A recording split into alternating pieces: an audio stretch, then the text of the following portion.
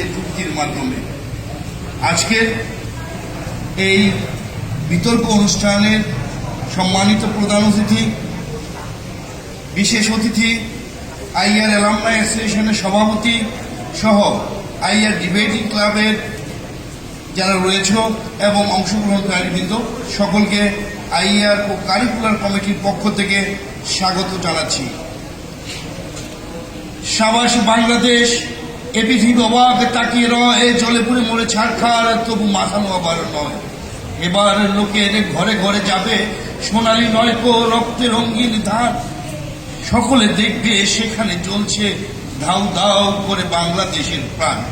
আমাদের যে স্বপ্ন, যে স্বাদ ছিল, জাতির পিতার যে আকাঙ্ক্ষা ছিল একটি সোনার বাংলা গঠন করা, সকল ধরনের আমাদের কুসংস্কার, সকল ধরনের অপপ্রচার, সকল ধরনের ধর্মান্ধতা এবং অন্ধকার থেকে আলোর পথে নিয়ে আসার জন্য এই বিতর্ক অত্যন্ত গুরুত্বপূর্ণ একটি মাধ্যম।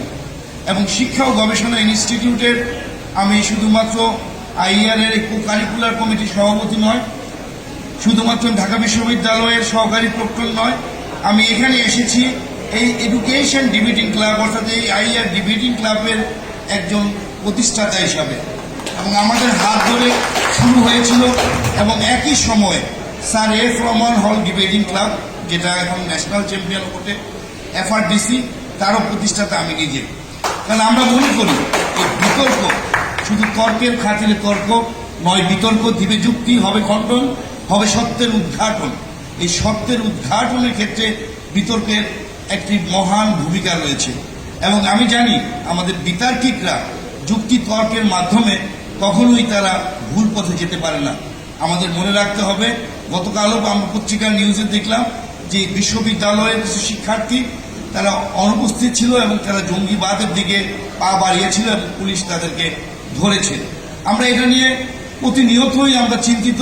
সেখানে আমাদের এই বিতর্ককে যদি আমরা ছড়িয়ে দিতে পারি তাহলে অনেকাংশে সেই চিন্তা, সেই ভাবনা আমাদের সফল হতে পারে।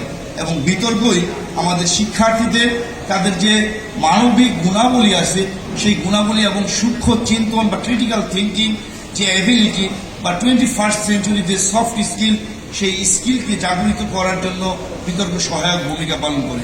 আজকের এই আয়োজনের জন্য আমি আইআর ডিবেটিং ক্লাবকে, বর্তমান কমিটিকে ধন্যবাদ জানাচ্ছি।